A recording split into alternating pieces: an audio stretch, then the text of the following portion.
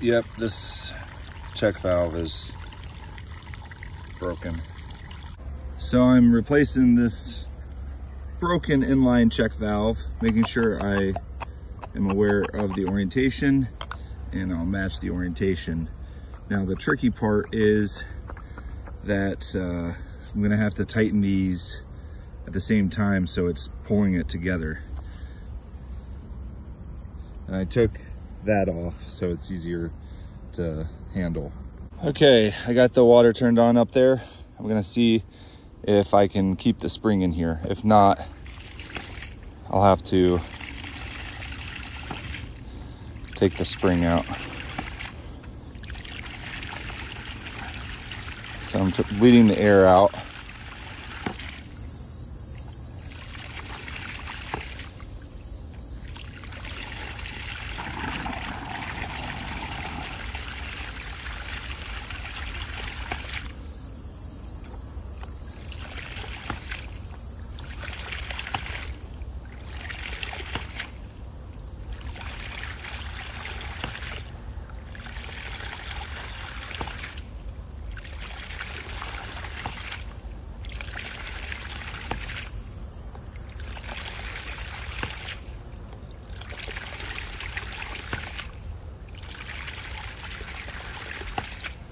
Okay, I'm gonna tighten this down so that I can cycle it easier.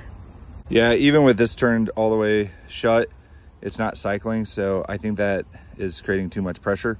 So I'm gonna take the spring out of that valve and see if that works.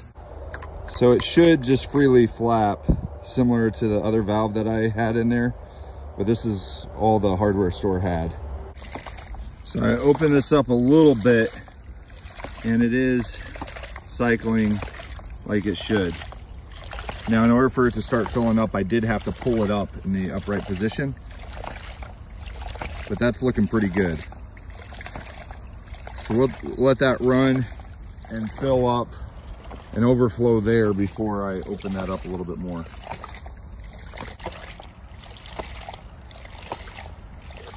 So I opened this valve to let the air out and let the water creep up this pipe. And once it starts overflowing, then I'll shut that and it will start filling up these two tanks. So the water is now overflowing up there. But what I want to do is try a hack. So I'm going to put a yard roller there. Now, one issue that I have sometimes is the pipe goes up and down, and air gets trapped in there. And it can prevent the full flow of water going. So what I'm going to do is have this start to fill up and then gradually move this down once I know that this pipe is completely full. Now, there's a vent pipe, so any air bubbles and stuff that get in here have a way of escaping out of the top of there. And then any air that gets trapped in here, there is a hose here that allows that air to get out of there. Now I'm going to try to see if I can match this flow pretty well. I don't want too much water going through the ram pump, otherwise the flow won't be able to keep up. So the pump's been cycling pretty decently. I'm gonna go maybe like 3/4.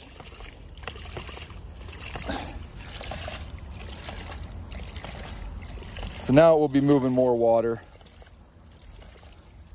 And here's a smaller ram pump, which is typically been for lower flow, which would be like right now. But I don't have all the parts situated. So this is the ram pump that I got going right now. So I opened it up and it's almost at the point that it's going to be overflowing soon.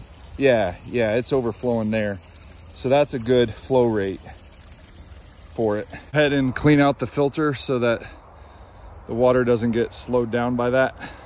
So this gives you an idea about the flow rate that's coming out of that pump, which is pretty decent if it's running 24/7, 365.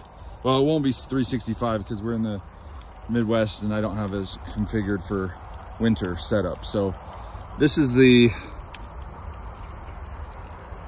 Arcal 55 micron disc filter. It's pretty awesome. This filter here was provided by dripworks.com. Make sure to check out Dripworks. They also provided a lot of this poly tubing for me, and I've been utilizing it for many years now. Now I've opened this valve to let any air that's trapped in this hose or PVC here to escape as well. And then once water starts coming out of this, I'll shut it, and then it's filling it up. The other nice thing about putting this here is that it doesn't have to, all the water doesn't have to go way out there before this starts filling up.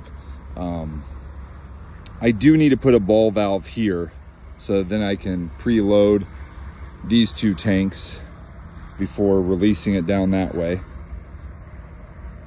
Should be getting pretty close for that. Well, I'm happy to say that the ram pump is back in working, and it will be supplying water to the chickens in the back in no time. So hope you enjoyed this video.